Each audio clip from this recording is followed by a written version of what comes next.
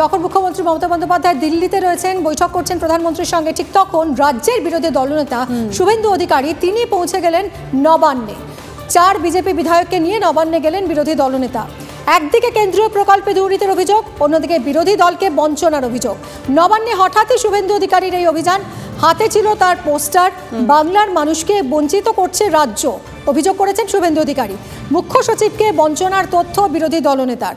নবান্ন থেকে বেরিয়ে সাংবাদিক বৈঠক করেন তিনি এবং তিনি বলেন বাংলায় বিরোধীদের কণ্ঠরোধ করা হচ্ছে। কি বলেছেন শুনুন। মুখ্যমন্ত্রী সাংসদদের নিয়ে গেছেন বঞ্চনার কথা বলতে। আমরা পশ্চিমবঙ্গের জনগণকে বঞ্চিত করছে এই সরকার, এটা বলতে এসেছিলাম। আমাদের সমর্থক ভোটার হলে শৌচালয় আবাস থেকে বঞ্চিত করা হয়। বাংলার জনগণকে বঞ্চিত করে কেন্দ্রীয় অর্থ নয়ছয় করে পশ্চিমবাংলায় বিরোধীদের কণ্ঠরোধ করে যেটা দিল্লিতে ড্রামা করতে গেছেন, আমরা পাল্টা যুক্তি, তথ্য, ডাটা দিয়ে এখানে বলে গেলাম। মুখ্য সচিবের মাধ্যমে সরকারকে বার্তা দিলাম, এইভাবে রাজ্যে বিরোধীদের বঞ্চনা, জনগণের বঞ্চনা। নবান্নতে এসে আমরা বলে গেলাম লড়াই হবে, এক ইঞ্চিও জায়গা আপনাকে ছাড়বো না, আপনাকে তাড়া করে বেরোবো।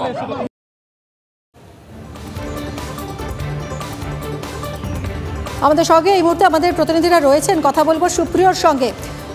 সুপ্রিয় এবং সৌরভ গুহ রয়েছেন। সুপ্রিয়, আজ শুভেন্দু অধিকারী হঠাৎ করে আচমকাই নবান্নে গেলেন, তারপর ঠিক কি হলো, তার কি কর্মসূচি ছিল?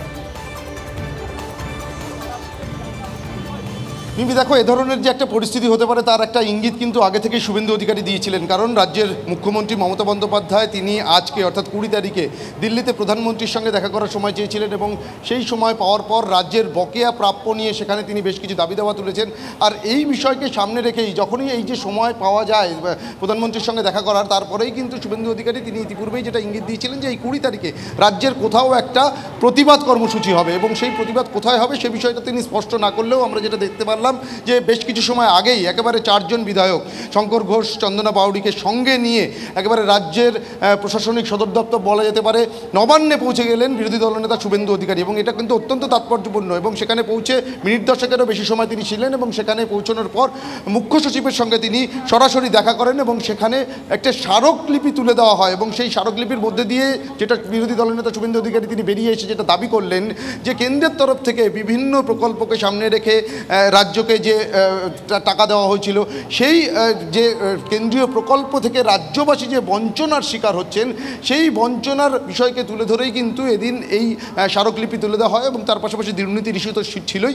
এই সমস্ত বিষয়গুলোকে সামনে রেখেই কিন্তু মিনিট 10-এর কিছু বেশি সময় ধরে মুখ্য সচিবের সঙ্গে সরাসরি কথা বলেন বিরোধী দলনেতা শুভেন্দু অধিকারী এবং তার সঙ্গে আরও 4 জন বিজেপি বিধায়ক ছিলেন এবং সেই কর্মসূচি শেষ হওয়ার পর একেবারে নবান্ন থেকে বেরিয়ে আসার পর এই মুহূর্তে শুভেন্দু অধিকারী তিনি বিধানসভায় এসে পৌঁছেছেন। তবে এটা কিন্তু অত্যন্ত তাৎপর্যপূর্ণ। একদিকে যখন প্রধানমন্ত্রীর সঙ্গে রাজ্যের মুখ্যমন্ত্রী তিনি দেখা করছেন রাজ্যের বকেয়া প্রাপ্য নিয়ে, ঠিক সেই দিনই একেবারে নবান্নে গিয়ে সেখানে বিরোধী দলনেতা শুভেন্দু অধিকারী রাজ্যবাসী যে বিভিন্ন কেন্দ্রীয় প্রকল্প থেকে বঞ্চনার শিকার হচ্ছেন শুভেন্দু অধিকারী। একদমই সঙ্গে থাকো সুপ্রিয়। সৌরভের কাছ থেকে একটু জানতে চাইবো। সৌরভ, যেদিন এই মুখ্যমন্ত্রী এবং প্রধানমন্ত্রীর বৈঠক সেদিন এক্স হ্যান্ডেলে শুভেন্দু অধিকারী তিনি রাজ্যের এই দুর্নীতি নিয়ে তিনি সরব হলেন, একেবারে নবান্নে পৌঁছে গেলেন, মুখ্য সচিবের সঙ্গে দেখা করলেন, ডেপুটেশন দিলেন তার কাছে। কতটা তাৎপর্যপূর্ণ এই দিনটা, এই সময়টা?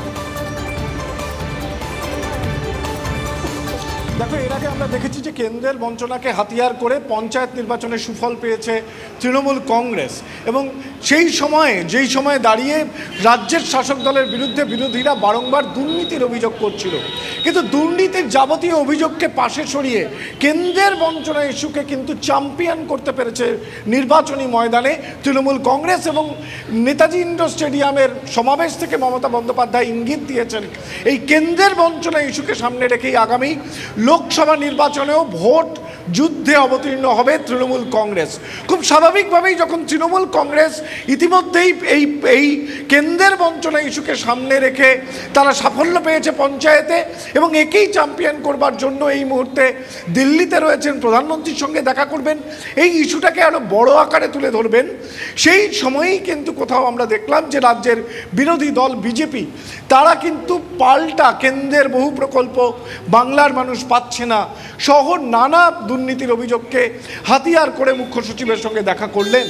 অর্থাৎ এটা বলাই যায় যে পঞ্চায়েত নির্বাচনে কেন্দ্রের বঞ্চনা নিয়ে যখন ভোট সাফল্য পেয়েছে তৃণমূল, কোথাও কি তাহলে একটা আগে থেকে এই বিষয়টাকে আঁচ করতে পেরে লোকসভা নির্বাচনে জমি না ছেড়ে পাল্টা দুর্নীতির অভিযোগে সরব হওয়ার জন্যই আজকে নবান্নকে বেছে নিলেন শুভেন্দু অধিকারী? বলা যেতে পারে লোকসভা নির্বাচনের কার্যত প্রচার এবং প্রচারের অভিমুখ বোধহয় বলা যাবে যে আজকের দিনটাকে বেছে নেওয়া। একদিকে প্রধানমন্ত্রী একদমই। সৌরভ, আমাদের সঙ্গে থাকো, আমরা একবার শুনবো মুখ্য সচিবের সঙ্গে আজ বিরোধী দলনেতা শুভেন্দু অধিকারীর কি কথাবার্তা হলো।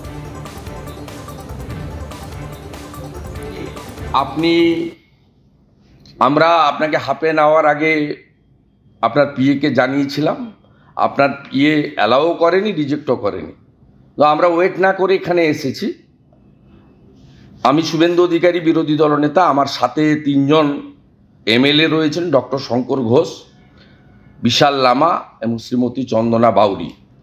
আমাদের এখানে আসার উদ্দেশ্য হচ্ছে মাননীয় মুখ্যমন্ত্রী এই রাজ্য থেকে নির্বাচিত লোকসভা রাজ্যসভার কয়েকজন সাংসদকে নিয়ে সম্মানীয় প্রধানমন্ত্রীর সঙ্গে মিট করতে গেছেন রাজ্যের কিছু আর্থিক বঞ্চনার বিষয়ে ডিমান্ড নিয়ে। এটা ফেডারেল স্ট্রাকচারে এটা নিয়ে আমার কোনো বক্তব্য নেই, কিন্তু সাথে সাথে উনার নিজের রাজ্যে এখানে জনগণকে বঞ্চিত করা হচ্ছে কেন্দ্রীয় স্কিম থেকে। 1, প্রধানমন্ত্রী ফসল বীমা যোজনা এবং 2, আয়ুষ্মান ভারত এবং আরও অনেক কিছু থেকে থাকতে পারে। এখনও পর্যন্ত বিশ্বকর্মা যোজনায় আমাদের রাজ্যে আপনারা উদ্যোগ গ্রহণ করেননি। আমাদের উজালা যে 2 তার এক্সটেনশন প্রোগ্রাম 75 লক্ষ, সে কাজও এই রাজ্যে এখনও শুরু করেনি, যেহেতু ক্রেডিট প্রধানমন্ত্রী বা ভারত সরকার পাবে। এই বিষয়ে আমাদের অভিযোগ আপনার কাছে রেখে গেলাম। সেকেন্ড ডিমান্ড হচ্ছে, আমরা রাজনৈতিক কর্মসূচিতে যেতে চাই না, ইন্টারেস্টেড নই, কিন্তু সরকারি পয়সায় প্রশাসনিক কর্মসূচিতে বিজেপি সাংসদ, বিধায়ক, নির্বাচিত পঞ্চায়েত বা পৌরসভার যে প্রতিনিধি রয়েছেন তাদেরকে কোথাও যুক্ত করা হয় না।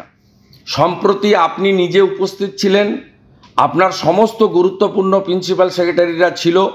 উত্তরবঙ্গে 4টি সরকারি খরচে পাবলিক ডিস্ট্রিবিউশন প্রোগ্রাম হয়েছে ট্যাক্স পেয়ারের টাকায়, এবং সরকারের স্কিমগুলো, সেন্ট্রাল এবং স্টেটের স্কিমগুলোতে আপনারা বেনিফিশিয়ারিদের বেনিফিট দিয়েছেন in front of public, in front of media.